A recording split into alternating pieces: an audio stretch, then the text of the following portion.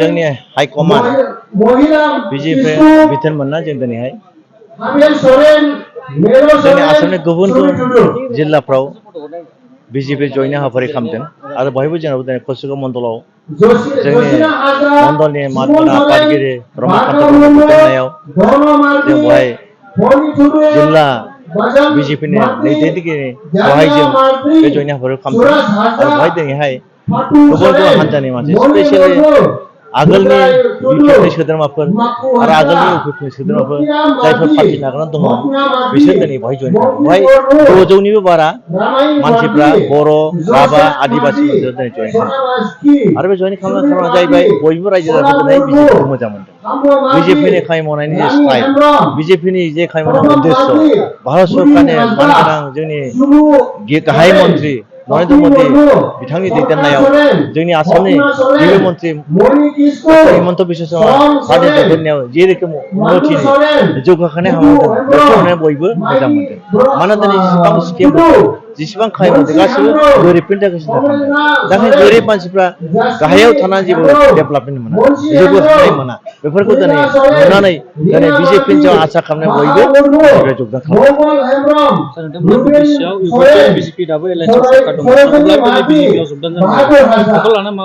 एजिपिथ' दाबो दं जयना थागोन जेब्लासिम जागोन खिन्थु आगोलबो जेनेबा बिटिसि इलेक्सनाव बिजेपिजों इउपिएफजों एलायन्सआनो भट गेलेयाखै आलदा आलदा गेलेदों फ्रेन्डलि गेलेदों एबारबो बिदिनो गेलेगोन। दा इलेक्सननि उनाव हयथ' एलायन्सबो जानो हागौ हयथ' जाबो जानो हागौ लुबैलायोबा जों एलायन्स गेलेगोन। दा खिन्थु जों इलेक्सनखौ बिटिसि 40थासोआव 40थाबो जों आलदा आलदा गेलेगोन आरो जों देरहानाया जों खाथार जों नुदों दिनैनि दिनाव 100 भागाव भटनि जे राननाया 65% नन बर' 35%आल' भागाल' एसटि बेनि गेजेराव एसटिआवबो बिपिएफ इउपिपिएल बिजेपि थाहैबाय खिन्थु ओरै नन एसटिआव सलिड जोंहा खमसे खम 65आव जों 50% जों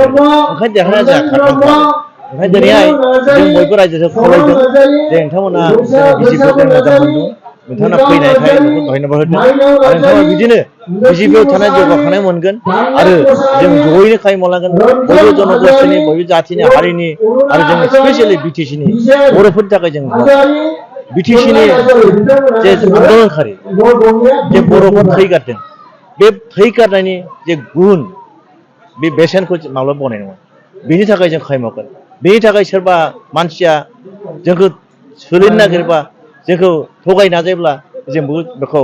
सयज' खालामनो नाङा आरो जों बेनि थाखाय जोङो बेखौ जों माने उल्था बेनि थाखाय माने प्रटेस्ट खालामगोन जाहाथे रावबो बिदि खालामा। दिनै जों नुदों जोंनि मानगोनां गिबि मन्थ्रिया बर'फोरखौ मोजां मोनो बर'फोरखौ मोजां मोननायनि थाखाय दिनै थांनाय समनिफ्राय बर'खौ सहाय खालामफैदों दिनैबो सहाय खालामदों इयुनावबो सहाय खालामगोन होनना जोंनो खोथा होदों। ओंखायनो बर'नि जौगाखांनो बिथांमोन लुबैयो आरो जोंबो दिनैहाय बिजेपि हिसाबै बिजेपि जागोन पार्टि खिन्थु बर' हिसाबैनो बर'नि थाखाय मावगोन एसटिनि थाखाय मावगोन गुबुन जाथिनि थाखाय मावगोन बेहाय खुनु जाथिनि डिसक्रिमिनेसन जानाया बयबो खौसेयै खामानि मावगोन।